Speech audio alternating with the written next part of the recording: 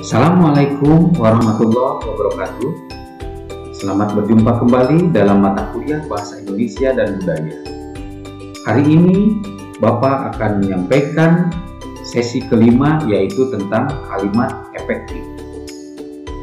Para mahasiswa yang Bapak banggakan, tentu saja di dalam kegiatan berbahasa sehari-hari, baik tulisan maupun tulis, merupakan rangkaian-rangkaian kalimat. Namun pada prinsipnya kadang kita tidak menyadari bahwa apa yang kita sampaikan itu merupakan rangkaian kalimat. Ini Bapak akan membahas tentang kalimat efektif. Sebelum pada pemaparan definisi kalimat efektif, perlu kalian pahami dulu apa itu kalimat. Kalimat adalah satuan bahasa terkecil dalam wujud atau bentuk lisan atau tulis yang mengungkapkan pikiran secara utuh. Sementara kalimat efektif adalah kalimat yang disusun secara singkat, tetapi mempunyai daya informasi yang tepat. Dengan kata lain, kalimat efektif adalah kalimat yang dapat memberikan penafsiran atau pemahaman yang sama antara penulis dengan pembaca maupun pembicara dengan pendengar atau penyimak.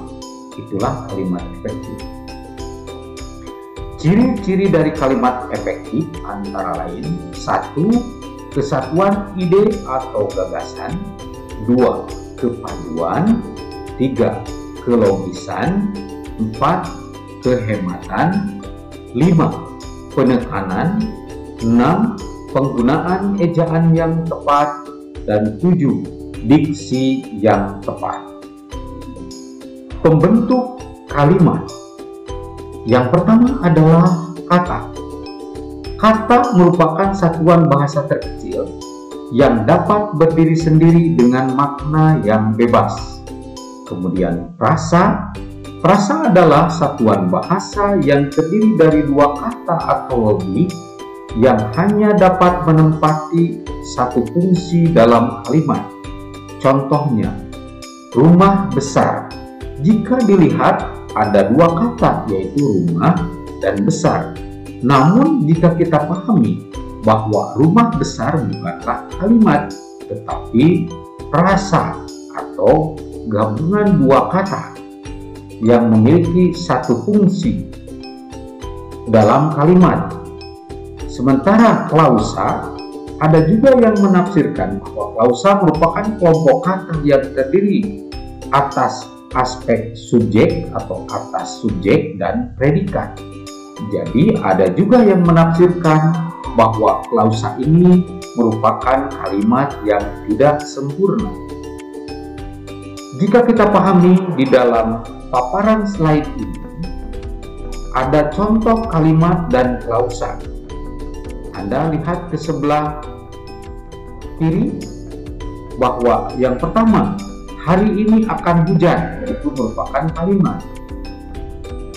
Sementara hari ini akan hujan pun itu merupakan kalimat yang tidak memerlukan objek dan juga merupakan klausa karena terdiri dari subjek dan predikat, di mana subjeknya hari ini akan hujan adalah predikat.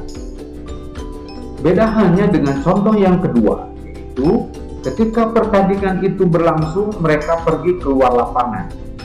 Kalimat pertama ini terdiri dari dua klausa, yaitu klausa pertama, pertandingan itu berlangsung, mereka pergi keluar lapangan.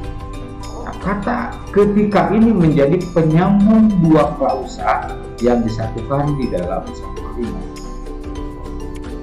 Contoh berikutnya tentang kalimat tidak efektif dan kalimat efektif.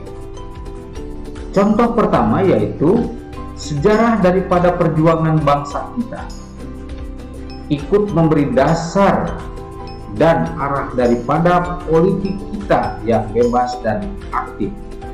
Kata daripada menjadi kalimat yang membuat atau kata yang menjadikan kalimat tersebut tidak efektif. Sehingga ketika dikonstruksi atau dibangun dalam kalimat efektif, menjadi sejarah perjuangan bangsa kita ikut memberi dasar dan arah politik kita yang bebas dan aktif. Contoh berikutnya tentang kalimat tidak efektif, Bu dosen ane pandai menyanyi. Contoh pada kalimat ini tidak adanya tanda baca sehingga membingungkan penafsiran para pembaca.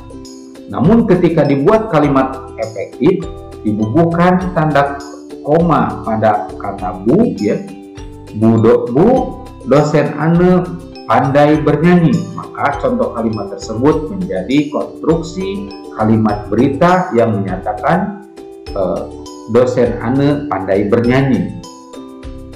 Sementara di dalam contoh yang kedua juga mengkonstruksi kalimat efektif dari penggunaan tanda baca, yaitu tanda koma dibubuhkan setelah dosen, maka menjadi Bu dosen ane pandai bernyanyi. Maka dalam kalimat ini yang diberitakan adalah ane.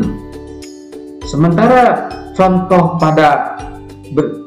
berikutnya, yaitu contoh kedua, bagian kedua, Bu dosen ane pandai bernyanyi, tanda baca komanya dibubuhkan setelah kata ane, maka menjadi Bu dosen ane pandai bernyanyi. Jadi menyebutkan bahwa Bu dosen ane yang pandai bernyanyi. Nah, itulah pengaruh atau pengaruh tanda baca pada kalimat-kalimat efektif. Jadi efektivitas kalimat ini bisa juga berpaut atau bertalian dengan tanda baca atau dibubuhinya tanda baca. Itu yang bisa Bapak sampaikan saat ini. Untuk lebih jelasnya nanti kita akan pelajari lebih mendalam dalam pertemuan sesi berikutnya melalui siaran Zoom meeting. Terima kasih. Assalamualaikum warahmatullahi wabarakatuh.